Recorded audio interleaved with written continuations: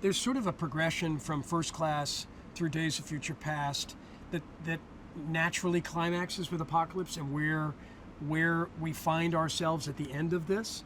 So I think there is, and Bryan has certainly talked about it that way, I think there is kind of a trilogy feeling to it, but by no means is the saga over. With Apocalypse, we've kind of expanded the landscape again. The universe has gotten just a little bit larger and a little bit more dimensional, affording us a larger landscape on which to play in future movies. We pick up in '83 with our mutants in various separate lives, changed landscape. We're intercutting with an archaeological dig that is being performed by a group of worshipers and people who believe in a first mutant, and they think they've found these ruins. And as they dig down and begin to unearth this tomb in Egypt, in Cairo, it will trigger the awakening of Apocalypse, who was buried there 6,000 years ago.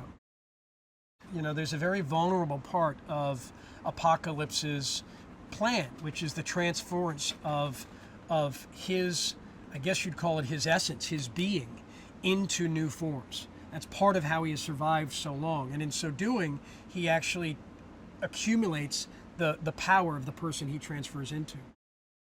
He comes upon a young woman who's sort of, I guess she's sort of a street urchin of kinds, surviving on her own, and that's young Storm, who's left Africa and has found sort of a hideaway in the streets of Cairo, and on their meeting, she sort of helps Apocalypse, and in exchange, he comes to embrace her as one of his first horsemen.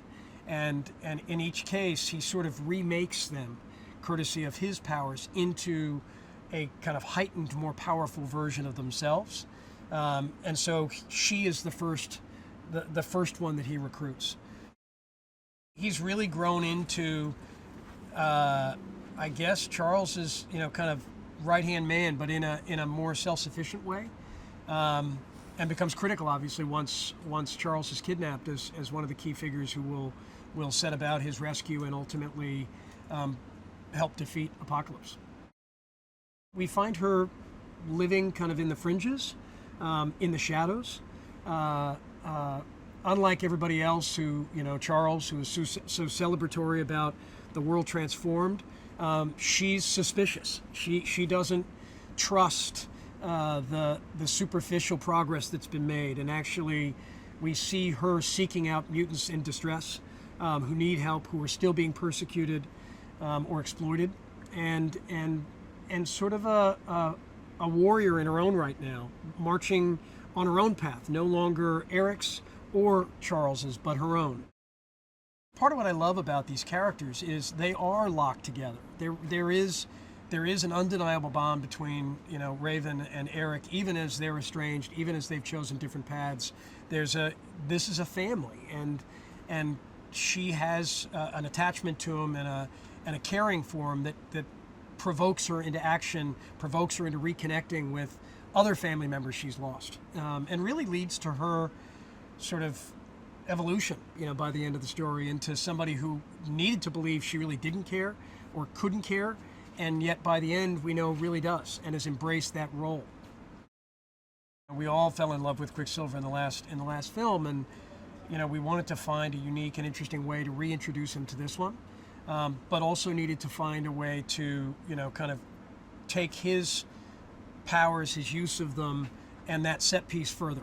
So we find, as that cataclysmic event is taking place in the mansion, and the mansion is full, of students, of teachers, of people going about their daily lives, Quicksilver has made his way to the mansion in hopes of locating the character Eric, with whom he has obviously a special connection, and arrives just as the mansion is beginning to explode. And we then shift into Quicksilver time, and we see him go about saving everyone in the mansion, but as it is slowly exploding. We find Scott in a classroom. He's clearly sort of the disruptive one, a little bit the heckler. He's played a prank on another kid in the class who's sort of the typified school jock, and he's clearly kind of flirting with his girlfriend. Soon after which the jock corners him in the bathroom and is going to rip him out of there and give him a good beating. But Scott's going to the bathroom because he's having a problem with his eyes. His eyes are itching, they're bothering him, and it's really the evolution of his power. As Charles is searching for Eric, as that gateway has been opened that allows Apocalypse in, and Apocalypse is setting about, as I say, using Cerebro to enact, wild and dramatic events around the globe. Charles realizes that he's being used and he can't stop it, and orders Havoc to destroy Cerebro. You've got Apocalypse is now enacting the transference ceremony when the X-Men arrive and find the Four Horsemen guarding the pyramid. And they realize the key is they have to get in and take Charles. Charles is the key, so that if they can get in and rescue Charles and escape with Charles, they end the threat.